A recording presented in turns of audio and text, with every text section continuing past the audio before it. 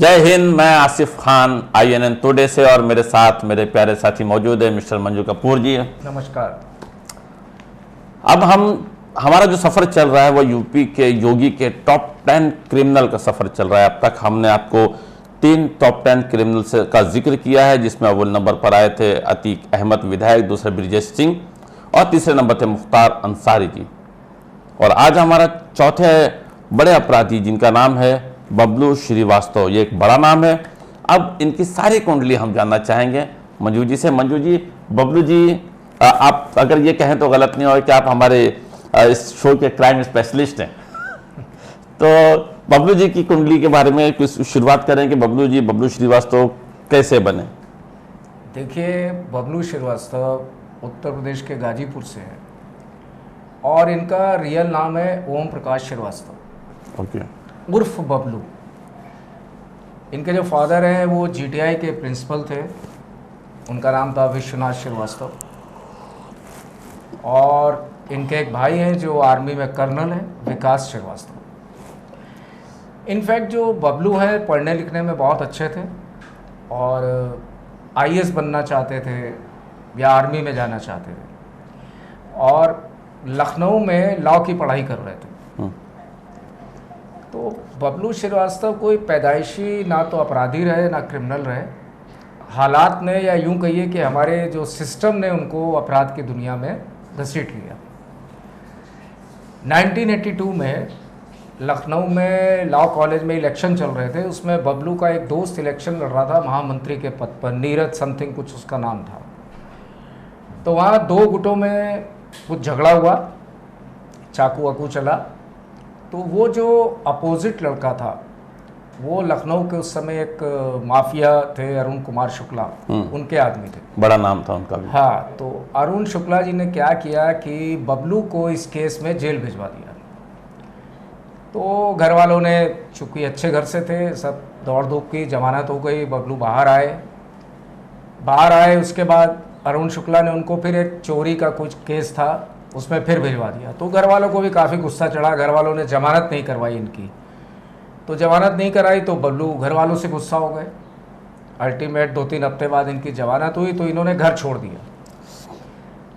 दिया। अब ये अरुण कुमार शुक्ला से बदला लेने के लिए अब इनके दिमाग में ये बातें चालू हो गई और पढ़ाई से पूरा ध्यान डिस्टर्ब हो गया, हालात में कन्वर्ट हो गया।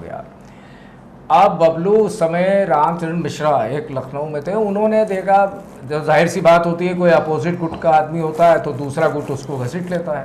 तो बबलू को उन्होंने सपोर्ट कर दिया, अपनी तरफ ले लिया जी। अब बबलू, ये 1982 में हुआ था, ये होते होते 83-84 आ गया। तो जब जैसे ये उस गैंग में शामिल हुए तो बबलू ने मर्डर, हत्या में तो बबलू नहीं थे, लेकिन ये किडनैपिंग की दुनिया में घुस गए। मतलब किडनैपर, स्पेशलिस्ट किडनैपर। अगर इंडिया में किडनैप का सबसे बड़ा यदि किसी ने अपराधी माना जाता है या जिसने किडनैपिंग के मैक्सिमम केस किए तो वो बबलू श्रीवास्तव। तो 1984 में इनका ग्राफ बढ़ना शुरू हो गया। अब किडनैपिंग, ठेकेदारी, वसूली, ये सब इनका बहुत ज़बरदस्त मतलब चलने लगा। अब ये 84 की बात है। उसके बाद ये 85 में मिले चंद्रा स्वामी जी से। अब कुछ समय तक चंद्रा स्वामी उस समय बहुत बड़ा नाम थे, तो चंद्रा स्वामी का हाथ इनके ऊपर आ गया।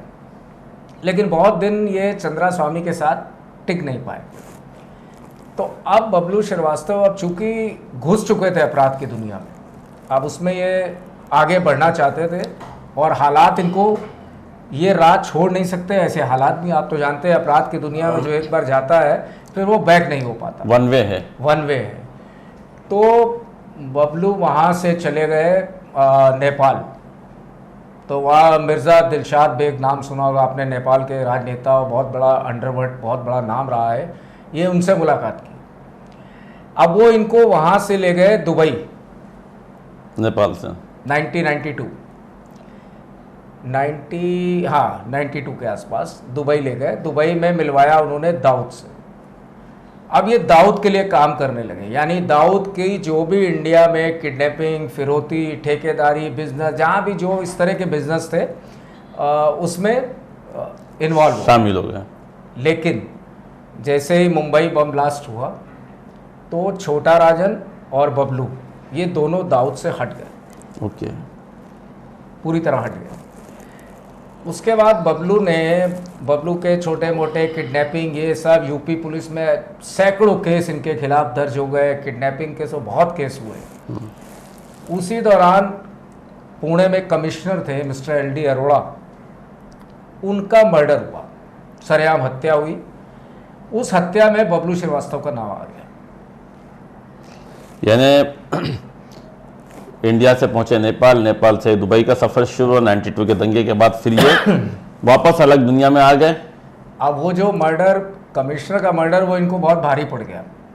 वो मर्डर में इनका नाम आया, इनके दो साथी और थे इनके साथ। अब ये इंडिया छोड़ के भाग गए। अच्छा।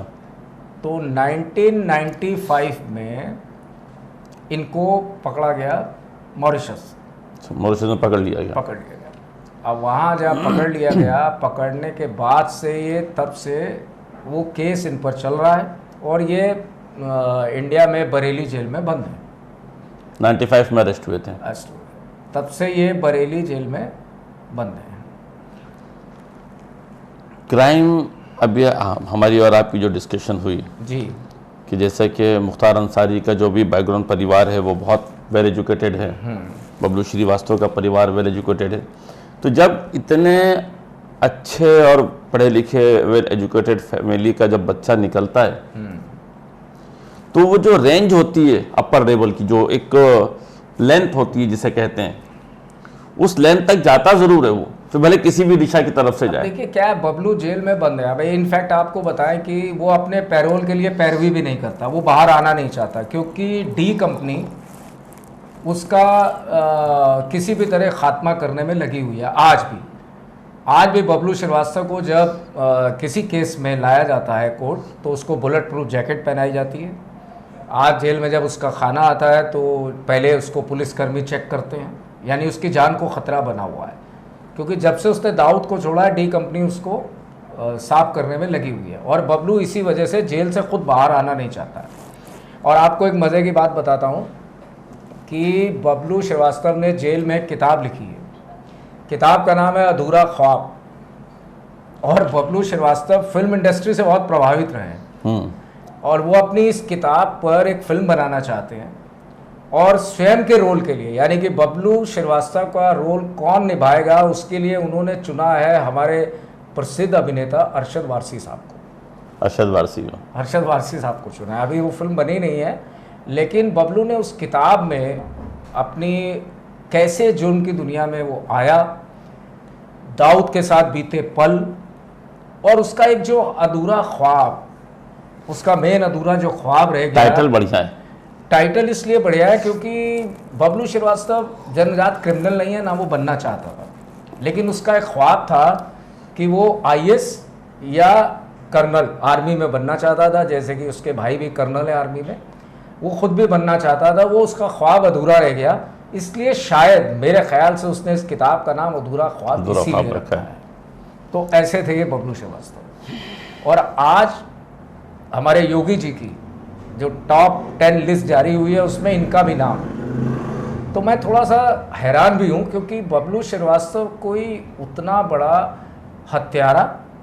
लेकिन आप एक चीज़ देखिए कि अगर आप जुर्म की दुनिया में भले बेताज बादशाह हो, लेकिन अगर आपने पुलिस पर हाथ उठाया या पुलिस को टारगेट किया तो आप बहुत बड़े दुश्मन हो जाते हो, क्योंकि वो एक पुलिस जो है, पुलिस की अपनी एक यूनिटी होती है। नहीं, वो गलत भी है, कानून पे हाथ उठाना गलत है, लेकिन देखिए अपराध तो अपराध गलत है ही, उसको हम कहीं से सही नहीं ठहरा सकते। अब हम एक जनरल चर्चा कर रहे हैं कि बबलू ने जो जिस तरह के जो अपराध किए हैं, ठीक है, किडनैपिंग किया, ये किया, उसने कुछ मर्डर में नाम आया उसका, अभी साबित नहीं हुआ है, उसमें वो सज़ा काट रहा है उम्र कैद की, उसको हो गई है, उसके साथ ये पकड़े गए थे ये। लेकिन अभी मेरा कहने का सिर्फ सेंस इतना है कि जो बबलू श्रीवास्तव के दिमाग और दिल में खौफ है योगी सरकार को लेके, उसको लगता है कि अगर मैं जेल से बाहर आता हूँ, पैरोल पे आता हूँ, तो जो हाल मुन्ना बजरंगी का हुआ है कहीं मेरा ना हो जाए।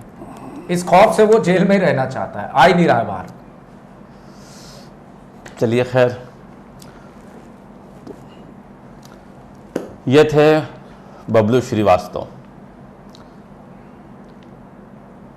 एंड INN टुडे में क्राइम की दुनिया का ये चौथा नाम जो हमने आपको टॉप 10 में से बताया।